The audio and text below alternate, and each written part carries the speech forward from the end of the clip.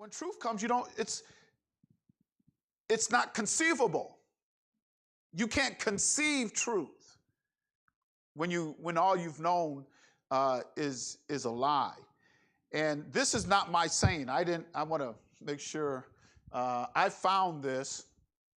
The gentleman, I can't recall his name right now. I think my wife knows his name, but I got this off of Reclaiming the Throne.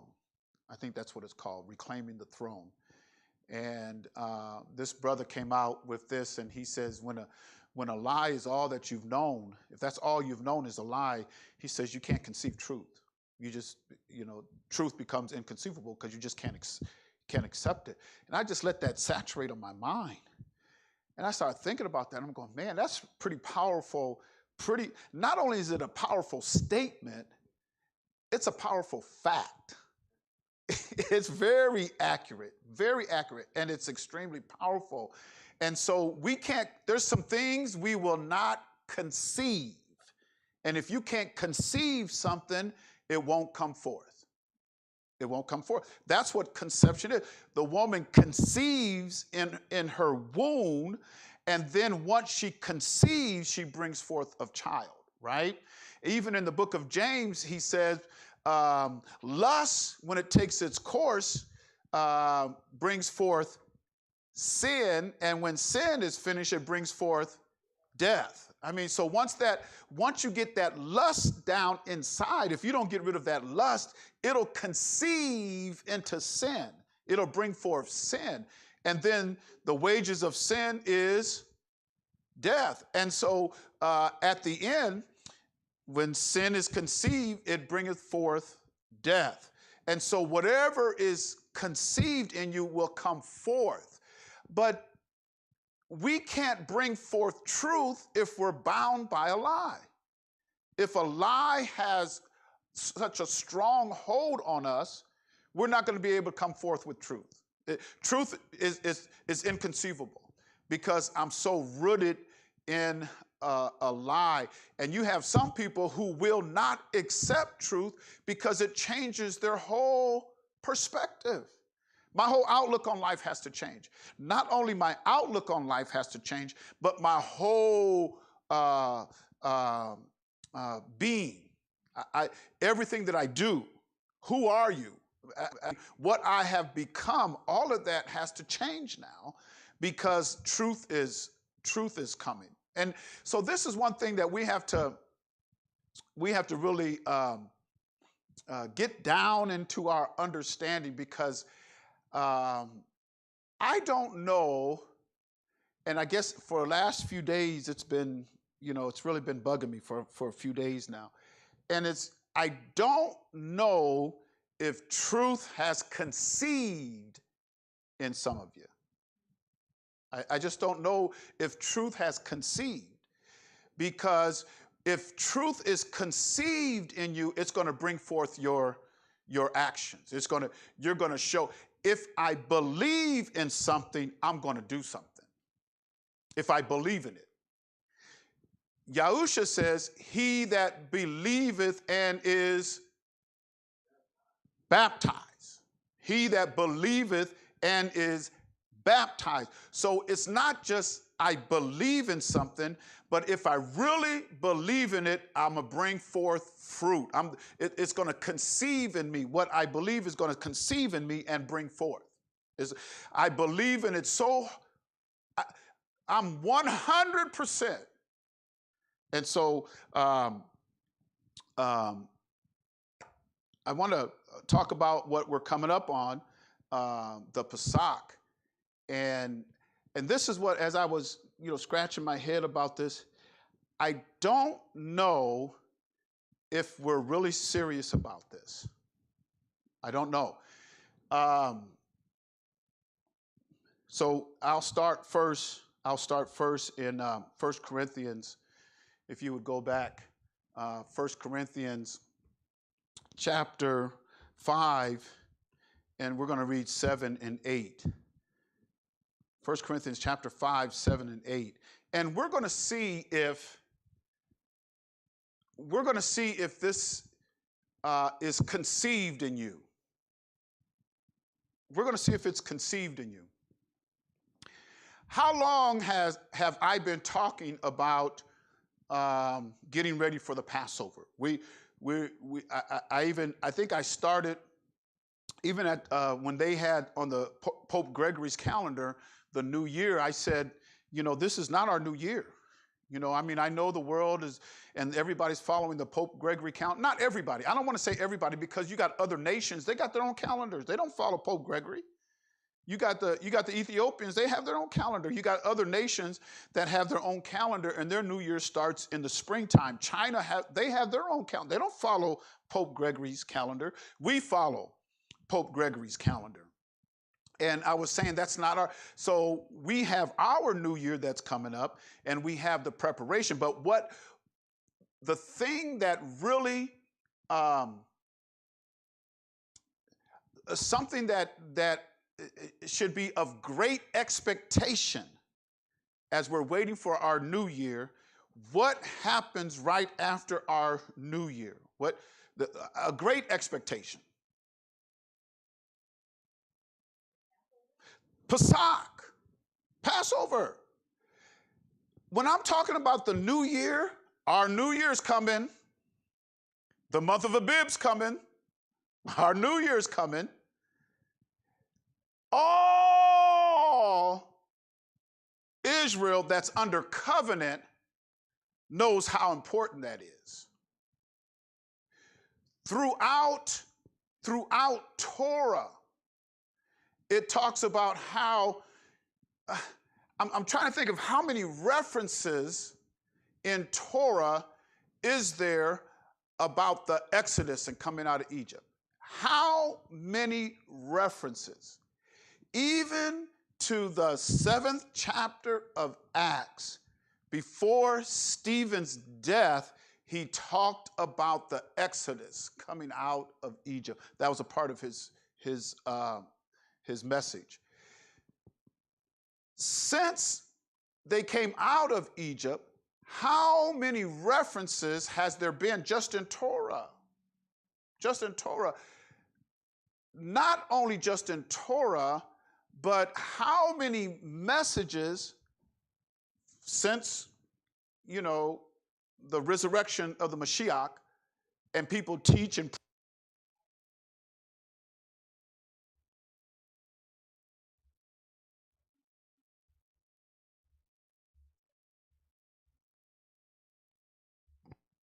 testing. Okay. So how many messages have been formed around? And you know how we like to take our text. I'm going to take a text, and then we come up with a title, and then we want to talk about, the Exodus and Moses and the 10 plagues and all that. But anyway, it's innumerable. It's innumerable that it's on my belt clip there. It's innumerable that if we try to reference it. So what are you trying to say? What are you trying to say? The point that I'm trying to make is this is such a monumental time for Israel. It's a time that is not to be forgotten, nor is it a time that we should not be ready. Testing. Thank you. Nor is it a time where we should not be ready. There should have been preparation for Pesach long time ago. I give out every year. For those who want it. I try to give out the paperwork, the letters. You need to take it to your employer, your school. I have that made out. We should be anticipating and expecting this day. If you plan on working next Pesach, which is next Wednesday, if you have not set that day aside as a high and holy day, this is a high and holy day. This is a time of preparation. I've got to prepare. We're going to have our meal. We're going to take of his body, his blood. We're going to have the Passover lamb, the unleavened bread. This is monumental for Yasharal. And then you go to work.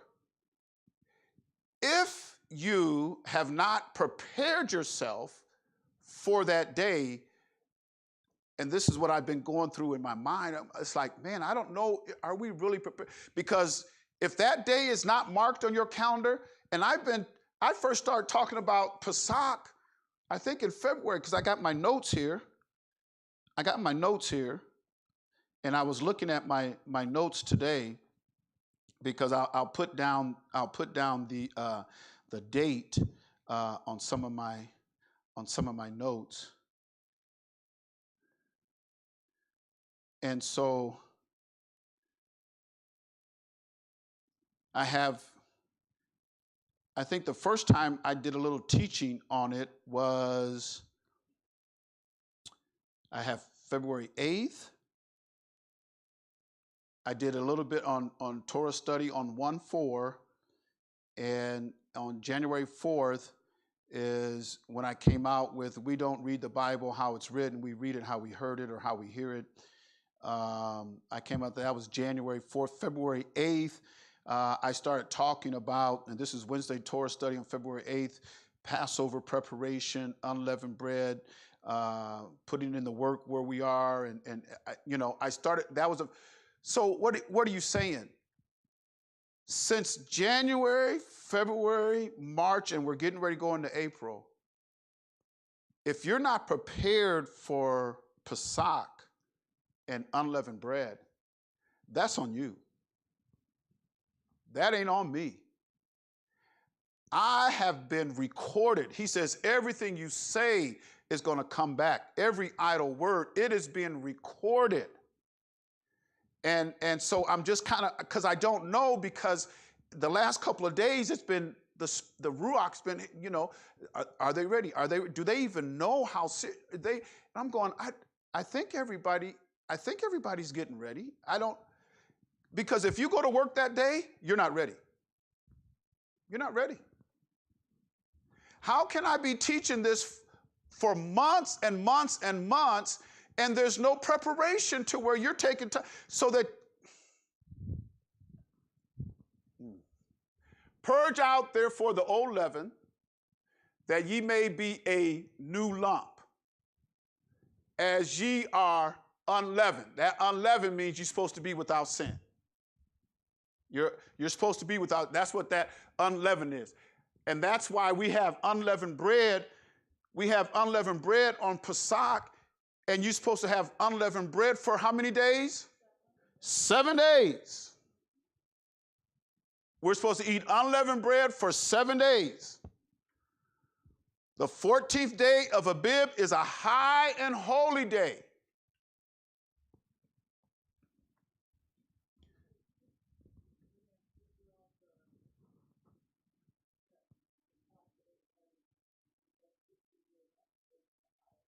Okay, let me finish reading here, okay? And then we'll go to Exodus chapter 12. And then we can go to Leviticus chapter 23, all right? Therefore, so what does he say here? Mashiach is our Passover for us. So what does he say? Therefore do what? Well, therefore we got to keep the feast.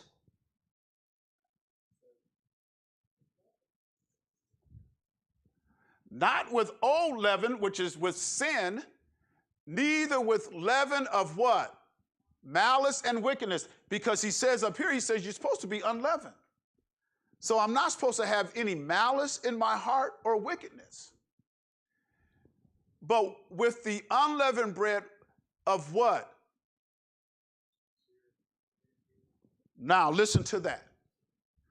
Sincerity and truth. So I'm going to keep the feast in sincere. If I'm sincere about something, that means it's pretty serious, right? If I'm sincere. If I'm sincere about this, it comes from the heart. You know what we used to say? Serious as a heart attack. Remember we used to say that? Serious as a heart attack. I'm serious about this. He says, when you keep the feast, you're supposed to be sincere and truth. With all sincerity and truth. So let's go to Exodus chapter 12. Exodus chapter 12. And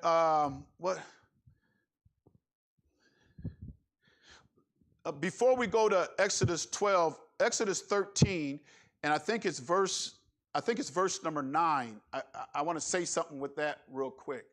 Number 10, actually. He says, okay, no, let's read 9. Let's read 9. And it shall be, now this here is talking about Pesach. It's talking about Passover. He says, Passover is going to be a sign unto thee upon thy what? Hand, and for a memorial between what? Upon my hand. It's a mark on my hand, and it's a mark on my forehead. So he's marking me on my forehead and on my hand, which means I'm bearing his mark. Now, you have the mark of the beast. The mark of the beast says, okay, I see how he's marking his people on their forehead and in their hand. I'm going to do the same thing. So that the beast has his mark. I wonder what his mark is. I wonder if his mark is not to obey this. I wonder if that's his mark. Don't obey this. Don't keep no feast. You ain't got to keep no feast. In fact, do y'all know what? Do you know what? When the kingdom was split after Solomon, and the kingdom was split, and you had Jeroboam, they call him Jeroboam, but Jeroboam, who was of the northern kingdom. What did he do in Samaria? Because he didn't want the people to go back to, he didn't want them to go to what? Jerusalem and worship. So what did he do in Samaria? He set up idols. He set up idols, so thank you, so that those people would fall into idolatry. And so what does the beast does? Well, he gives us a idol or idolatry on that day, Easter. And it talks about a rabbit that lays eggs. It has nothing, it's a fertility god. It's the fertility god, Astarte. And they call it Easter. And so his people are supposed to be marked with this. So he's got a mark on me. Every time I keep the Pesach, I keep it, and it lets not only the world know, but him know, he's got my mark on his forehead, and he's got my mark in his hand. It's right here. Didn't he say it's a sign? Unto thee upon thy hand for a memorial between thine eyes, that Yahuwah's law may be in thy mouth. For with a strong hand hath Yahuwah brought thee out of Egypt. Now listen to verse 10. Thou shalt therefore keep this ordinance in his what? Because some people want to say, well, you ain't doing it on the right day. He says in the season. This is his season. His season, when spring comes is the start of the new year. We know we're in the season. I might not have the exact day, but I know I'm in the season. We do it in his season from year to year, because you have a lot of Roman religion people that will try to contend with you and say, you don't even know if you've got the right day or not. All I got to do is know I'm in season. This is a season for it. And we're not following Pope Gregory's calendar. We're following the calendar out of Jerusalem that started the new year on March 22nd. Actually, the night before. We say March 22nd, that's during the day, but the night before was the start of the new year. And then you had 6 a to 6 p on the 22nd, that was the day. the first day of the new year. And so you count that day as one, and you count 14 days. Ta-da! You got Pesach. So we're coming up on Pesach. In fact, this is day what? 7 or 8 now, I think. Day 8, because this is day 8. So we're coming up on day 8, day 14, and it starts the night before. So we should be in a solemn state and condition next Tuesday. I hate to even say Tuesday, but next Tuesday at sundown, we should be into a very solemn time, because we're going to take of the Pesach. We're going to take of the Passover meal. And we've talked about the meal and where everybody should be here. If you're not going to be here, in your home, and then how do you keep it in your home? If there's any questions on that, please ask questions and make sure you have a clear understanding as we proceed forward. Got to have a clear understanding. Okay, so now Exodus chapter 12. Exodus chapter 12, and let's look at verse, yes. Okay, you said a solemn state of mind, but is it a feast to rejoice? Like a party, right? Well, after they came out of Egypt, they did. Because if you look at it, and we can read through here, when they sat down and ate that meal, everybody was in a state of readiness. I'm ready to go. I'm ready to get out of here. Now, when you get to Exodus 15, that's when Miriam came up and the sisters came up with the tamarines and the song and the dance. That's in Exodus 15.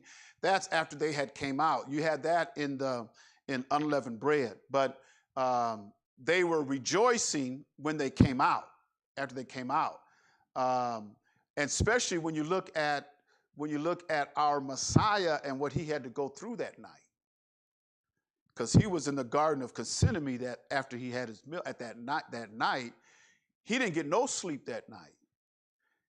And they really took advantage of him. We read it in Isaiah 50, verse 5, and we read it in Isaiah 52, was it verse 14, I think, and then in Isaiah 53, and we can read that. So what he had to go through, I don't think too many of them was singing and shouting that night that he had to go through. In fact, by the time he got to the cross, he was a bloody mess. He was unrecognizable. And a lot of people mourned.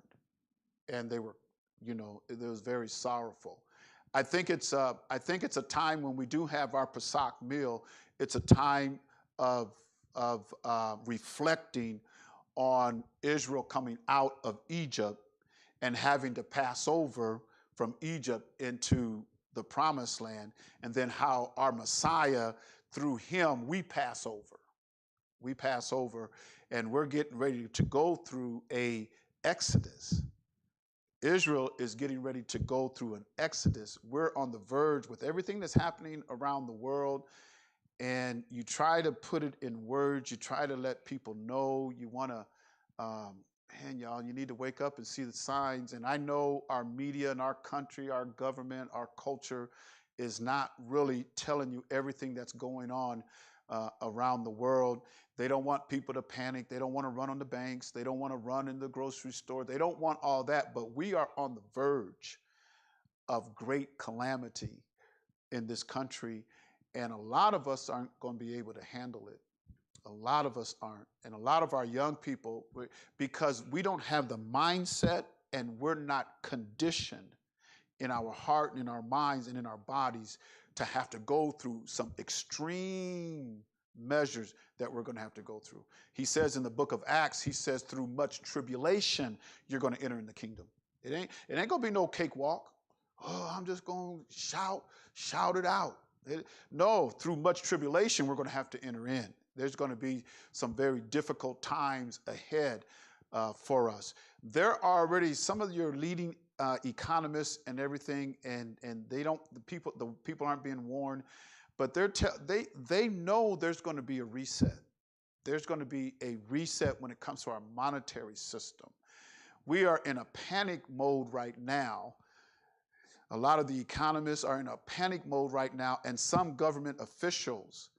And that's why you see, Vice President Harris went over to Africa. She's is a mission trying to get over there, trying to get a foothold because China and Russia's been over there. They've got a coalition called BRICS. I don't know if anybody heard that. BRICS, which is Brazil, Russia, India, China, and South Africa. But there's, oh my goodness, there's a host of other nations that's starting to flock to BRICS. They said that once all of the dust settled, this doesn't rival the G7 or NATO. It doesn't rival it. It surpasses it. It's going to surpass it. You're going to get countries like Iran and some of the other ones who are oil producers around the world. And they're going to trade oil on the market, not in the dollar, but in another form of currency. And if you think that's not going to impact, do you know, just a little history, do you know that Saddam Hussein was trying to get Iran and some of these other countries to sell oil on the market, not in the dollar, but in their currency? And you know the history of Saddam Hussein, you know what we did to him. Do you know who else was trying to do that? Trying to get all the African nations together and had a gold dinar and wanted to trade oil because Africa has so much oil. And in the middle, almost all your oil comes from that peninsula, the Saudi peninsula and the northern part of Africa. They've got so much oil there, and not only there, but further south. And they was going to trade oil. He was trying to get all the African nations together, and the golden dinar, he was going to trade with the golden dinar. You know who that was? Muammar Gaddafi. And what happened to him? We had to take him out. We took him out. And so every time the dollar is threatened, we go into these nations and try to take them out, regime change, and you ain't going to trade nothing on oil without the dollar. The oil is going to be traded on the world market through the dollar. This time, they're not going to be able to do it because BRICS is going to be much larger. It's not going to rival NATO. It's going to surpass NATO. And United States of America, who knows what the national debt is for the United States of America? And then who's holding most of that debt? Anybody know? The national debt, last time I looked, it's more than that now. The national debt was $31 trillion and growing. And who holds most of that debt? China does. China holds a lot of that debt. And so a lot of the economists know that with this much debt that we have, and they're trying to prevent a run on the bank, they know there's going to have to be a currency reset. There just has to be. And when they go through that process, you talk about inflation and shortage of food on shelves and all kinds. It's going to be really, really bad. And most of us are not prepared mentally for that. We're not prepared. Some of us are already prepping. We're preparing. We're making sure that we've got food, sustainable food that'll keep us. When they go through this reset with the dollar and everything, you won't be able to do any business. You won't be able to buy or sell. The banks will be shut down, and they have to go through this reset. Some people are saying 3 days. Some people say 7 days. Some people say it's going to take a lot longer than that for the whole reset to happen. So what's going to happen when you're out of food at home and you want to go to Walmart and they're closing up Walmarts? They close up and they're shutting down, and you can't get into the stores to buy or sell. You can't get into stores to buy nothing. What you going to do? People are going to be robbing and everything. And I'm kind of glad we're coming on to the summer months now. We can start planning and getting something in the ground. I hope to have a harvest this year because I didn't have one last year. So I hope to have one this year. Exodus 12, let's look at verse number 14. This day shall be unto you for a memorial, which means you ain't supposed to forget. Never forget. And ye shall keep it a feast to Yahuwah throughout your generations. Ye shall keep it a feast by an ordinance for how long? forever. 7 days shall ye eat unleavened bread. Even the first day ye shall put away leaven out of your houses. There's not supposed to be any leaven in the house. And everybody here locally, I've said before that we can, you have to get the leaven out, but we can box it up, and we have a storage unit that you can, so it's out of your house for Pesach and then those 7 days. Now, if you were of the mindset that, okay, we're coming up on the new year, and I know the new year is a time of preparation, because I know in the past we've had so much to get rid of, but now, we've been scaling back because we know we got to there's no sense of buying all this stuff and I can't finish eating. I had to get rid of it, So we've been scaling back so that now when we offload some, and I gave a list out to everybody, right? I given a list out. This is stuff that you don't want, stuff we can eat, stuff we're not supposed to have. Yes.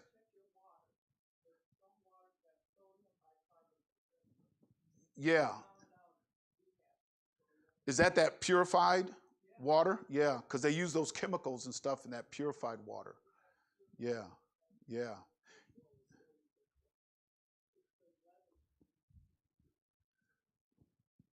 So we have if anybody wants to, we've got climatic control storage unit, so it doesn't freeze up in the wintertime, doesn't overheat in the summertime. I think they keep it set at anywhere from 70 to 74 degrees year round in there.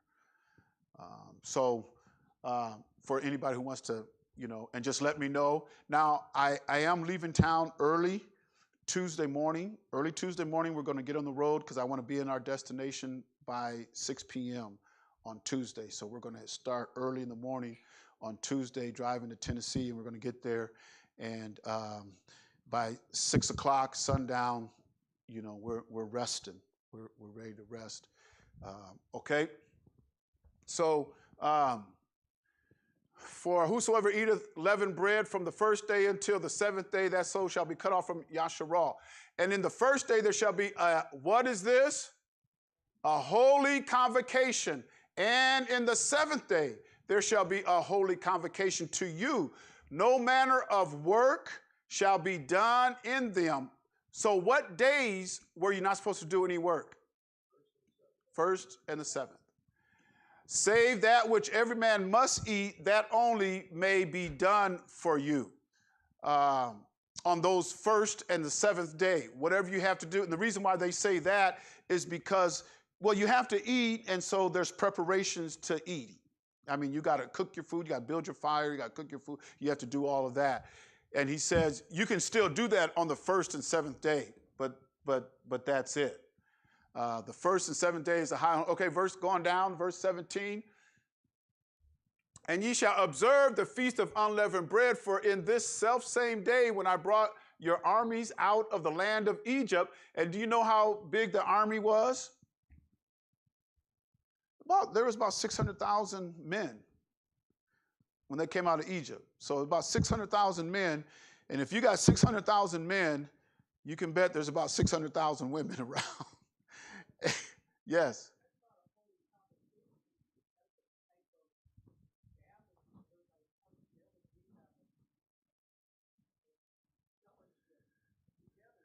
Yeah. Yeah. Well, we'll keep reading, and then the 23rd chapter of Leviticus, we'll go there next. So just keep all that in mind. Keep all that in mind. In the first, did we read that? Unleavened bread. Therefore shall ye observe this day in your generations by an ordinance forever. In the first month, on the 14th day of the month at even, ye shall eat unleavened bread until the 20th day, 21st day of the month at even. 7 days shall there be no leaven found in your houses, for whosoever eateth that which is leaven, even that soul shall be cut off from what? Congregation of Yasharah, whether he be a stranger or born in the land. Let's go down. You shall eat nothing leavened in all your habitation, you shall eat unleavened bread. Then Moshe called for the elders of Yasharal, said draw out and take. Okay, let's go down. We want to go down closer to the end of the chapter. Wait a minute. I want to. Okay, we're going to come back to 12 and verse 13, but let's go down. He shall observe, and ye shall observe this thing for an ordinance to thee and to thy sons forever. 3 times. 3 times he says it's not supposed to end. Year by year in its season, you're supposed to do it. And it shall come to pass when ye come to the land which Yahuwah will give thee according as he hath promised, that ye shall keep this service. Okay, let's go down. That ye shall say, it is the sacrifice of Yahuwah's Passover. When your children ask you, what are we doing? Mom, dad, grandma, grandpa, why are we doing this? Why are we doing this? And so you're supposed to tell them, this is Yahuwah's Passover. When he brought, who passed over the house of the children of Yasharal in Egypt. Remember that. Remember this. Remember this.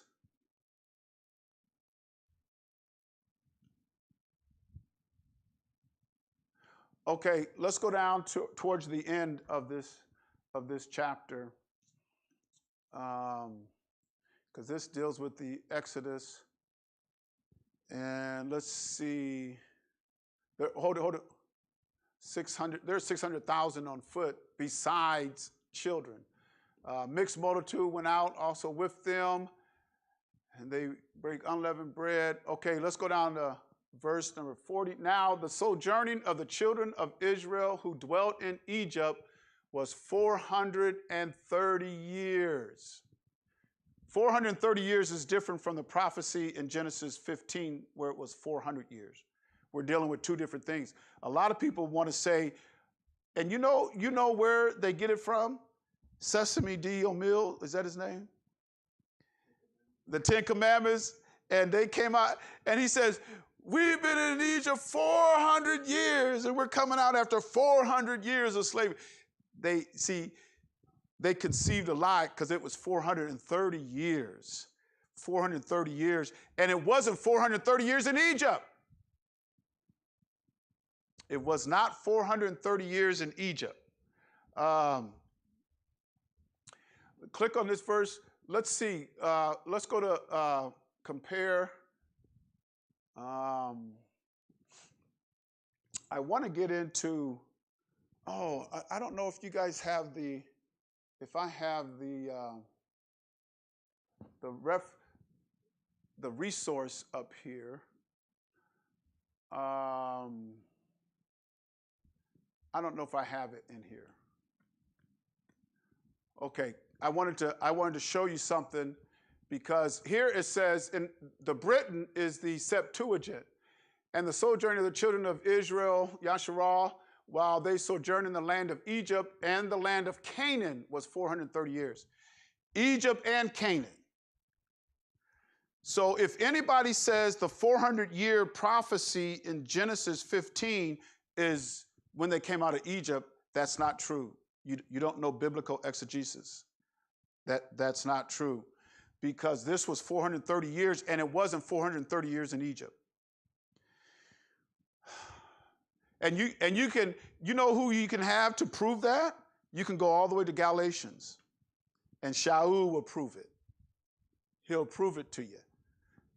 So let's go back. Anybody know that verse in Galatians, the 3rd chapter that I'm talking about, that proves that they were not in Egypt 430 years? They were not in Egypt. They were in Canaan and Egypt for 4. Now, why was it Canaan first?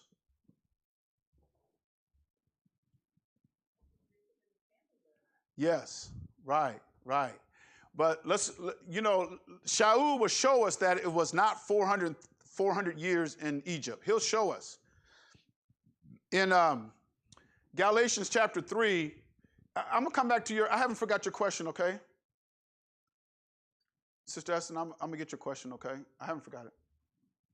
Galatians 3, and look at verse number 16. I think it's verse 16. Now to Abraham and his seed were the promises made. He saith not, and to seeds as of many, but as of one, and to thy seed, which is Mashiach. And this I say, listen, that the covenant that was confirmed before of Elohim in the Mashiach, the law, which was 430 years after, what is he talking about here? The Exodus, right? 430 years. Because after they came out of Egypt, after 430 years, Mount Sinai, 50 days later, when he gave Mount Sinai, he gave them the covenant, he gave them the law. So the law, which was 430 years after, cannot disannul that it should make the what? Promise of none effect. What promise was that? What is he talking about here? The promise given to Abraham. What was the promise given to Abraham? He was going to have a son. The promise that Abraham was going to have a son was given 430 years before the law. And so the law did not disannul the promise that he gave to Abraham, which was that Isaac was born. So when he gave him that promise, I think it's in Genesis 12, when he gave him that promise that he was going to have a son, how many years transpired before Isaac came? 25. 25 years after the promise was given, Isaac was born. So keep that number, 25. How old was Isaac when he had Jacob? Just take a wild guess. Anybody? It's in the scripture. I mean, it's in Torah, but close. Both of you are close, but a little less. 60. Isaac was 60 years old when he gave birth to, well, you know, when Jacob was born. He was 60 years old. So 25 and 60 is 85. So how or what age was Jacob when he died? Okay, we know that Isaac was 60 when he was born. How long did he live? How long did Jacob live? He was over 100. He was 130. Jacob was 130 when he died. Where did he die? He died in Egypt. He died in Egypt. So from the time that he died was 130 years. He was 130 years old. 60, right, is 190, right? And then 25 is 215, right? So you got the time that the promise was given to when Isaac was born, 25 years. From the time that Isaac was born to the time that Jacob was born was 60 years. That's 85. Jacob lived 130 years. That's 215. They came out of Egypt, how many years? 430 years to the exact same day. So if you take 430 minus 215, how long were they in Egypt? 215. That's how you know they weren't in Egypt 400 years. See, didn't he say in Proverbs, it's the glory of Elohim to conceal a thing, but it's the honor of kings to search it out. So when people say, oh, they was in Egypt 400 years, no, they weren't. No, they weren't. Just do the math. They weren't. They were in Egypt about 215 years. So when you look at that, here's the beauty of it. When you look at that math and what he was talking about, in the 7th chapter of Acts, when Stephen gives his message, he even brings up the 400 years captivity, which means he's not talking about Egypt. It's not the same thing. He's talking about another 400 years, which was yet to come in Stephen's future. I mean, because he died, and so it was coming in. So the 400-year captivity, and it doesn't really say captivity, but it does say 400 years that you're going to be afflicted. That's what it says. You're going to have to serve this nation, and you're going to be afflicted 400 years. And then after that, you're going to come out with great substance. So this Passover that we're getting ready to observe, let's go back to Exodus 12 and verse 40. So this Passover that we're getting ready to observe and keep, we should really be thinking about, man, that 400, I mean, we're at the precipice of getting out of here. I mean, that should be our mindset. So Tuesday night, that at evening, you should be thinking about the preparation. Am I prepared? I mean, we're getting ready to have the lamb, the Passover lamb.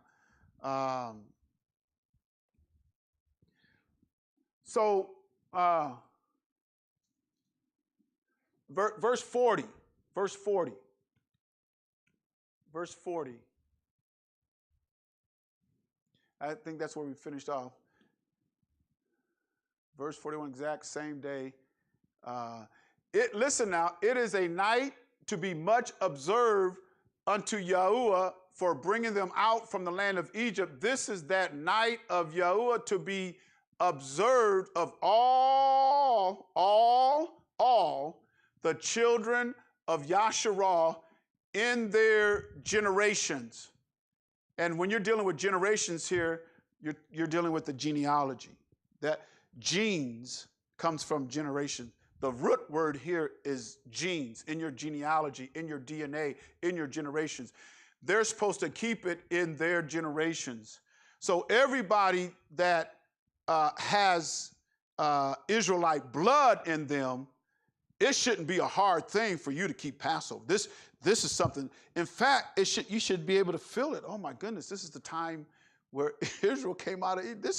He said this is a great event. It is a night to be much observed. And we're going to talk about that night. 43, let's go down here to 43. And Yahuwah said unto Moshe and Aaron, this is the ordinance of the Passover. There shall no stranger eat thereof, but every man's servant that is bought for money, when thou hast circumcised him, then shall he eat thereof. A foreigner and a hired servant shall not eat thereof. In one house shall it be eaten. Thou shalt not carry forth aught of the flesh abroad out of the house, which means you ain't supposed to have no leftovers. You're supposed to burn it up. Neither shall you break a bone thereof. Go on up. Let's go, or verse 4. All the congregation of Yasharah shall keep it. All the congregation of Yasharah shall keep it. I don't know if I should say that again. All the congregation of Yasharah shall keep it. It's written. It's right there. And when a stranger shall sojourn with you, because when they came out, we read that, they came out a mixed multitude. So you had people who came out with Israel that were not Israelites. And he says, when a stranger shall sojourn with thee and will keep the Passover to Yahuwah, let all his males be circumcised, and then let him come near and keep it. And he shall be as one that is what? Born in the land. It's like you're born into this.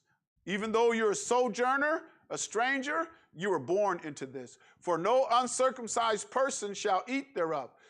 Listen, one law shall be to him that is homeborn, and to the stranger that sojourneth among you. Okay, let's go to Leviticus chapter 23. And let's start at verse number 1. And Yahuwah spake unto Moshe, saying, speak unto the children of Yasharah, and say unto them concerning the feast of Yahuwah, which ye shall proclaim, holy convocations, these are my feasts. 6 days shall work be done, but the 7th day is the Shabbat of rest, an holy convocation. So every Shabbat we're supposed to congregate, a convocation, and we should eat together on the Shabbat. Ye shall do no work. It is the Shabbat of Yahuwah in all your dwellings, no matter where you're at. Some people say, well, we can't keep it because we're not in Israel. He didn't say that. He says in your dwellings, wherever you're at. Wherever you're at. You could be in Timbuktu. You could be in Shanghai. Wherever you're at in your dwellings, you're supposed to keep it. Okay, verse 4. These are the feast of Yahuwah, holy convocations, which ye shall proclaim in their seasons. Notice now, in the 14th day of the first month at even is Yahuwah's Passover.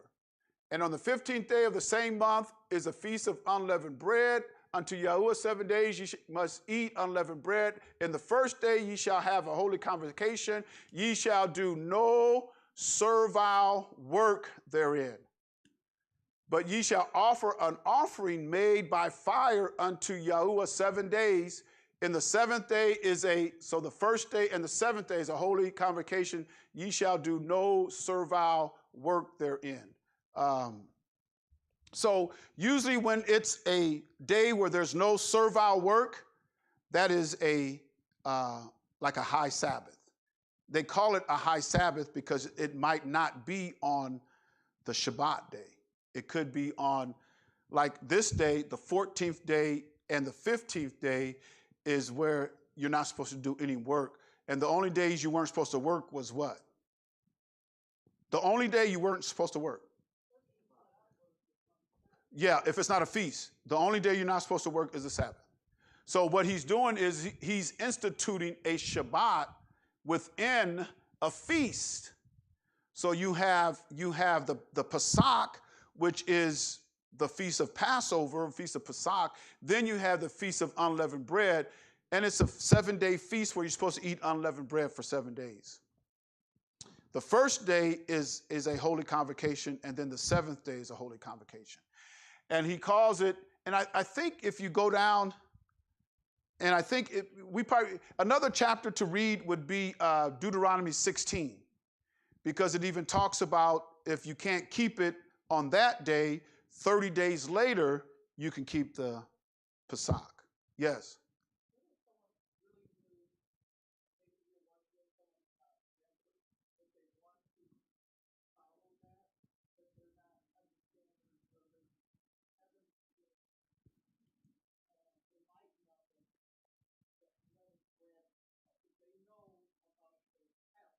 Mm-hmm.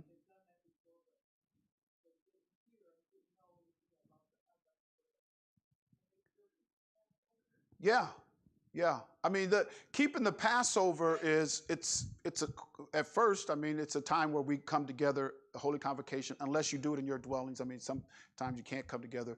But it's a day where you don't work. It's a solemn day. You eat your meal, which is a lamb and bitter herbs, and you have to have unleavened bread there.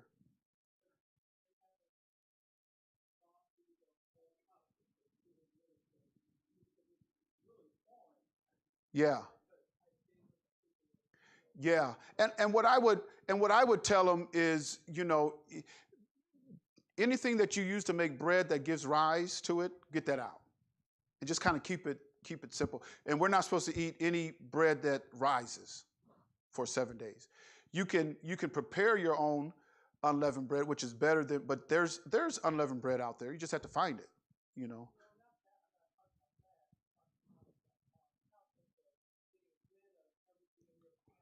Yeah. Yeah. And that might be new to some, but I would say above that would be getting the leaven out of your heart. That's what I would say. And that's what it means when he says get it out of your house. This is our temple. So yeah, right. Get it out of my heart. And when you clean up your house and you go through house clean like we do in Galatians, the 5th chapter, and what Paul deals with as far as the work of the flesh, that's coming from Torah. That's coming from the law.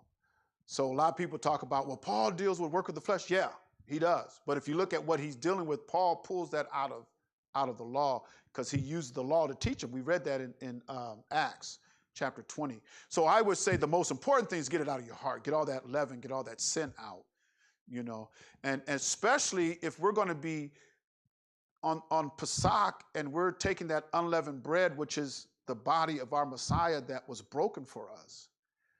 And we read in 1 Corinthians 11, everybody's got to take heed. You got to examine yourself, because as you take of that body that's broken for you, you're talking about, he didn't know any sin. He was no guile found in his mouth. He was sinless. That's what that unleavened bread is. He was sinless for me. And if I don't understand, or if I don't take it to heart what he had to go through, how he was broken, then I'm not doing it right. And he says that's why a lot of you are asleep, a lot of you are sick, because you don't do it right. And he also says, did we read? I think we read that Saturday, right? In Shabbat, you drink damnation unto yourself. Even when you take the cup, if you do it unworthily. So there is an examination that has to be done, and that's why I say you probably should make sure you get it out of your heart. Get it out of your heart.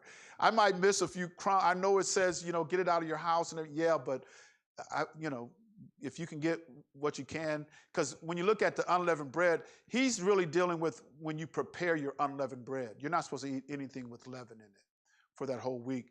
Anything that you use for leaven, for cooking, then you should get it out of your house.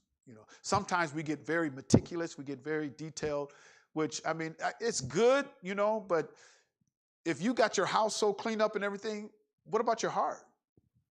You could be so meticulous and get that house clean. There's not a peck of leaven in this house, but your heart is wicked. So all that work you did, you're still you're gonna be judged. We're gonna have to face him, and he knows our heart. He's all the secret things belong unto him. Can't hide nothing from him. That's why I say, since he knows all of our secrets, we probably should get that cleaned up first. And Shaul deals with that. Let a man examine himself, and so let him eat of that bread and drink of that cup. So no servile work. Now I wanna go to there's other scriptures that deals with those who get caught working on that day, and they should be cut off. Cut off from the congregation, cut off from Israel. There's more of them. I'd have to kind of, because I've read them before. Because it's a high and holy day. It's like a high Sabbath.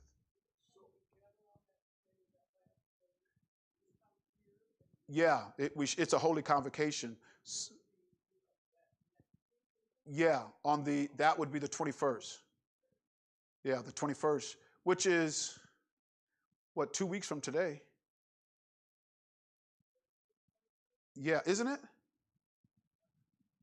No, I'm sorry. April 12th.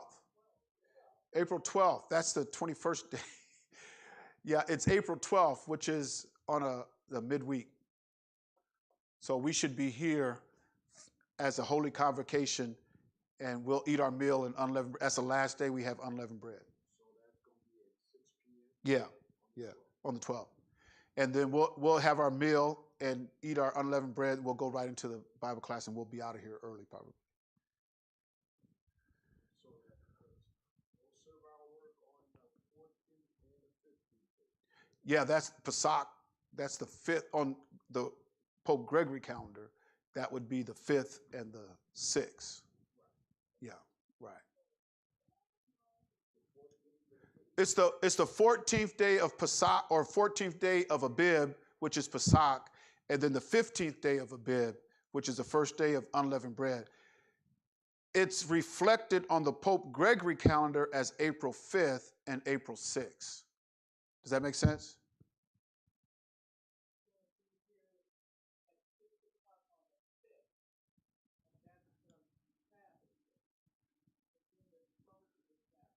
Yeah. That's the first day of unleavened bread.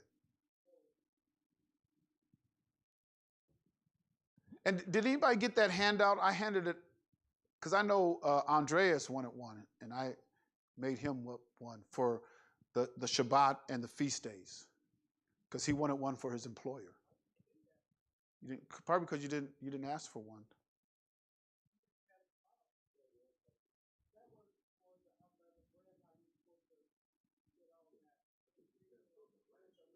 Did I do them last year?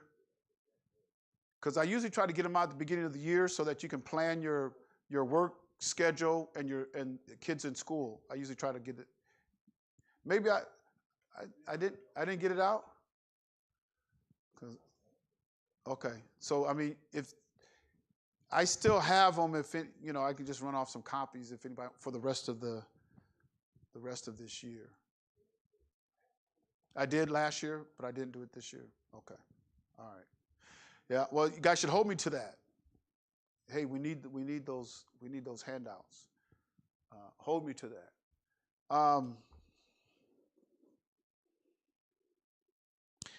I want to show you something because my time is about up here. Exodus 12 and verse 13. Verse 13. And the blood shall be to you for a token upon the houses where ye are. And when I see the blood, I will pass over you, and the plague shall not be upon you to destroy you when I smite the land of Egypt. Let's look at this word pass. He says, I'm a pass over you. Let's look up that word. H6452. And it's pasha. We say pasak, but pasha. And what does pasha means? What does that mean? It's going to hop. So let's go down here to V. What does it say? Hop. To hop from one place or another. Also as being lame as one who hops on one leg. Now, why is the Most High hopping from one place or another? Why is he hopping? Why does he hop from one place to another? And what causes him to hop from one place to another? What is he? Do you know the question? You know the question I'm asking? So what is he doing? Is he looking for something? So when he hops from one place to another, like we're all in here now, if he comes over here to me and if I want him to hop over me or bypass me, or it requires blood, right? So he's what is he looking for? What is he looking for? He's looking for the blood. He's looking for the blood. And somebody said, what? What? He's looking for what? Say that louder. He's looking for obedience. That's what okay, let's go back. When he's passing over, he's searching and he's looking. Yes, he's looking for blood, but he wants to see who is going to. If you were an Israelite and you didn't put that blood up, you were disobedient, and that meant death. It meant death. So when we talk about in this verse here, he says, when I see, you're not going to see anything if you're not searching for it. He was looking. The only way, like he says here, the blood shall be for a token upon the houses where you are. when I see it. So I'm searching for it. I'm searching for it. I'm looking and I'm searching. When I see it, then I'll pass over. I'm going to pass over, or my judgment is going to pass over to you because you were obedient unto me. Keep that in mind. Let's go to Yahuchanan 4. Yahuchanan 4 and 22. Ye worship, ye know not what. We know what we worship, for salvation is of the Yahudim. Was there an hour when the death angel was going to pass through? Isn't that what he said? He told them what time they were supposed to sit down and eat their meal. He told them what time they're supposed to kill. You put the blood in the basin. You put the blood on the doorpost and the lintel of the door. Overpass over the door. Was it at even, or was it a specific time? Let's go back. Let's go back to, we'll come back here. Let's go back to Exodus 12 and verse, 17 or 18? Let's see. Okay, let's go down. It's further down. Keep going. Keep going. Okay, hold it. Verse number 29.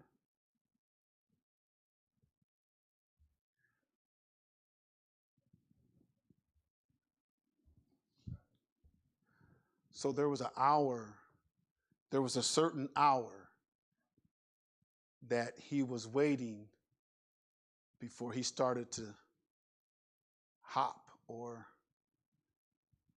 pass over. It wasn't until that midnight hour. So if they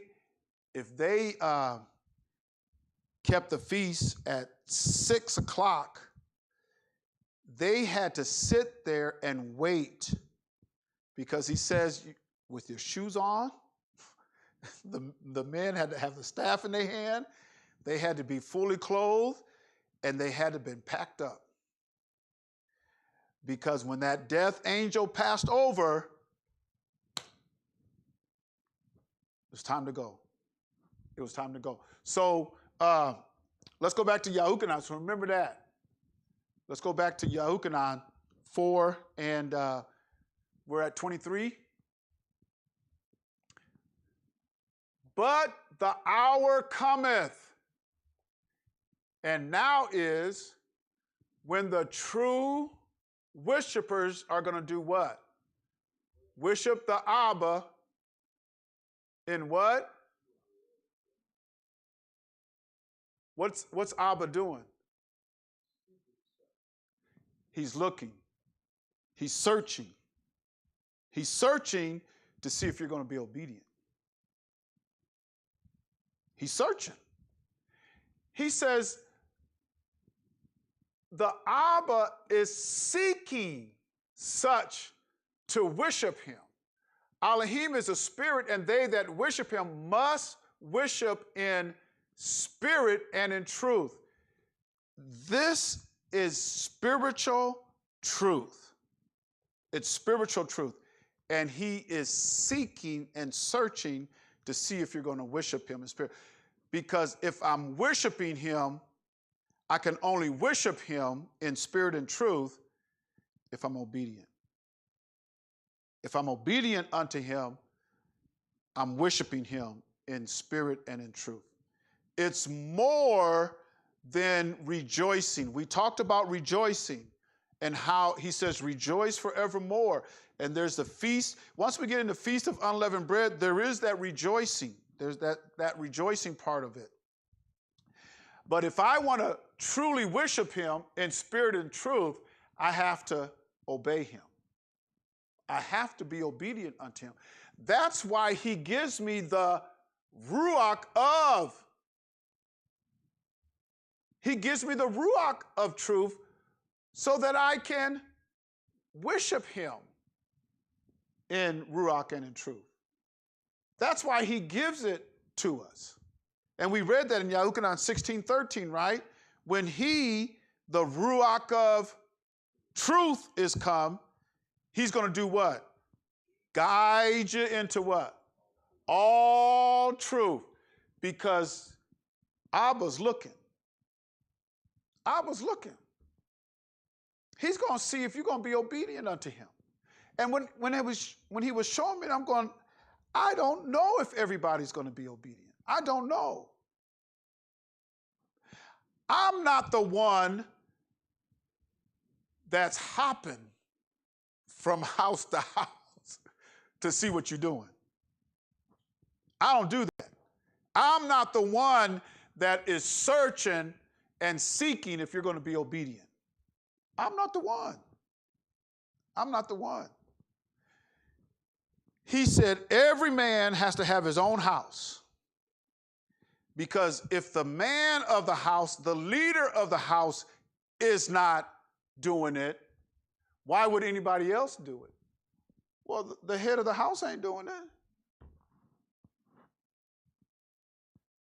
The importance of it, he told them, brothers, you sit down at that meal, you got to have your boots on, your staff in your hand. You're the head of the house.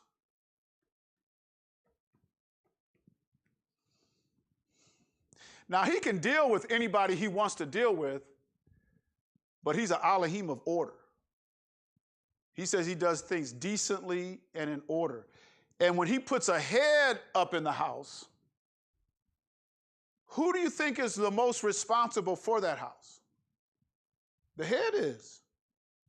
The head is responsible for that house. So if the head don't do it, there should be children and grandchildren asking you, why are you doing that? That's the part of this. What you doing? What you doing, Mom? What you doing, Grandpa? What you doing, Grandma? What y'all doing? Y'all getting all this? Why are you getting all that stuff out of the house?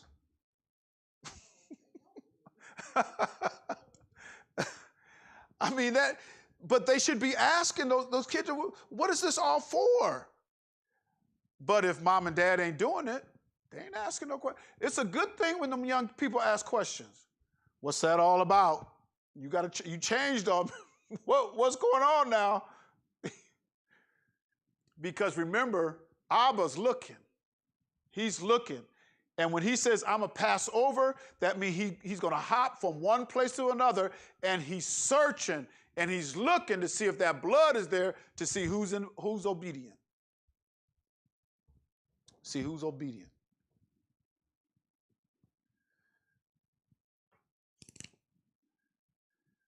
Any questions, comments out there?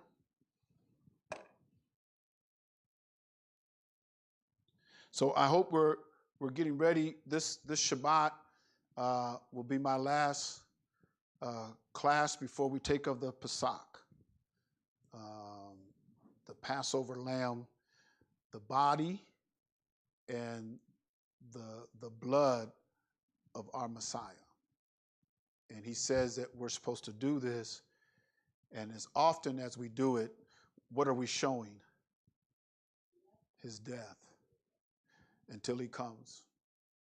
And he told his disciples, he says, I'm not going to drink of this cup. I'm not going to do it again till I drink it anew with all of y'all. We're going to all sit down and one last time have that unleavened bread and that cup. And I don't know about you, but I'm looking forward to sitting down with the Messiah and having that last feast with them. I'm looking forward to that because he says, I'm not going to do it again. He's been waiting, and he's been waiting for his people. And time's about up. Time is about up. So we got to get through this Pesach. You've heard me say it before. It's nothing new. I just felt things are going to go off the rails after Pesach 2023. And it sure looks like it. That's not a new saying of mine. I've been saying that for a while. And it sure looks like it. And I just hope we're prepared, and I hope you're praying, for more bandwidth in your heart, because in the 24th chapter of Matthew, he says that those days are days that the world has never seen before. He said many people's heart are going to fail them for fear. So you want enough bandwidth in your heart to where you can absorb some of the tragedy, some of the sorrow, some of the grief. And we do have a Savior. And Kepha told us, what are we supposed to do with all of our cares? We cast them on him. This is too heavy for me. I'm going to cast it on him, And we used to sing that song, Lay Awake at Night. I lay awake at night. And I don't know about y'all, but I have a lot of those nights where just, I do have some nights where I get good sleep, but there's a lot of nights where the sleep is broken. But it's going to be all right after a while. We got to get through this. We got to get through this. And he built us to last. He built us to last. And he says in Matthew 24, he that endureth to the end, the same is going to be saved. So we got to make it to the end. We got to go all the way to the end. Ain't no other choice. There's no other choice. And and some of us, as we're going through this period and examining ourselves, some of us are too self-willed, and you're going to have to get your will surrendered. There's got some people that are headstrong, people that are so self-willed, and if you, I guess you can be strong in self-willed if your will is his will. If his will if your will is his will, then yeah, be strong in it. But if you got your own will and it's not according to Torah, that's something you need to really look at and try to get that in place. And then if he's given you work to do, you don't want to be caught with your work undone. Sometimes I see people, certain ministries and certain talents, and it's just gone. It's like, man, and I pray, and it's like, am I telling them? Am I doing, am I saying the right things? Am I doing the right things? Because I have to give an account to him. Ain't nobody exempt. Everybody's going to have to give an account unto him. When we see him, he's going to plead with you face to face. It's going to be a face-to-face meeting. And Shaul said that, right? In Romans 14 and 2 Corinthians chapter 5. He says we all got to appear before him. I don't know what you guys think. You're going to holler down here, hallelujah, up there. No, you're going to meet him. You're going to meet him. You're going to be judged by him. Face to face. You got to give an account. He says you have to give an account for all the deeds you've done in the body, And when we know that, we want to be about good works and good deeds and do things. I want to live right. I want to do right. And I don't want to fulfill the lust of the flesh and the lust of the eye and the pride of life. And it's not that you're not going to have a fight. You're going to have a fight. You're going to have a fight. But just kind of want everybody to get prepared. After we take up the Pesach, then it's going to be time we're going to have a feast of unleavened bread, holy convocation, and there should be some rejoicing. You can read Exodus, the 15th chapter, because that's the song and the praise of Miriam when they came out of Egypt. And the sisters, she got all the sisters together with their tambourines and everything, and they came up with a song. They were singing and dancing, but that was after Pesach. So that, that rejoicing is in order. It is in order. And what we sing, there's a lot of songs we could sing about how we made it over, and we should be looking at those things, because I just don't think I don't know, nobody knows the day or the hour, but we're in that season. We're in that season. And with the collapse of things just on the verge, then we need to be ready. We need to be ready. When we come back from Pesach and unleavened bread, I'm going to have a meeting where I'm going to show you my go bag and how I've got that prepared. Sister Hazlet and I, what we're doing to get everybody has to get something that fits them. It's not, okay, do it exactly like, get the exact same things we got. You have to do something that accommodates you best. But I would say just be prepared for financial collapse. Just be prepared for it, because a lot of your economists are saying that. They see something. But there's going to be, prophecies are going to be fulfilled. Prophecies are going to be fulfilled. And so the season of preparation, and we're in that time right now, we should be preparing ourselves to leave this place. Any questions, comments out there? No? Well, we're going to bring this to a close. We're going to say, Baruch haba Hashem Yahuwah, which is blessed is he that cometh in the name of Yahuwah.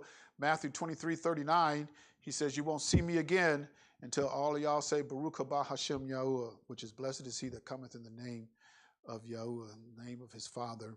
And we want him to return.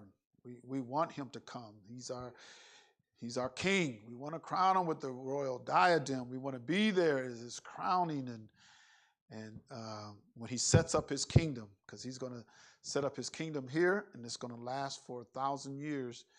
And then after that, and you guys know about that in Revelation, and then there's going to be a new heaven, a new earth. Then the city comes down. The city doesn't come down until we get to that new heaven and new earth. And it's going to come down on the earth. And it talks about the streets that are paved with pure gold. It talks about how beautiful. He said, in his Father's house, there's many mansions. If it was not so, I would have told you. So he's this place that Abraham looked for. He said, I look for a city whose builder and maker is Elohim. And we want to see that city. It's going to be glorious. It's going to be glorious. But people who don't want to keep his commandments aren't going to get in. And that's not what I say. That's what the Bible says. That's what the book says. The only one gets in are those who keep his commandments. But there are going to be other people, nations, they're going to fill the new earth and stuff, but you ain't getting in the city unless you keep his commandments. So with that, we're going to say shalom, and we'll be back on the Shabbat.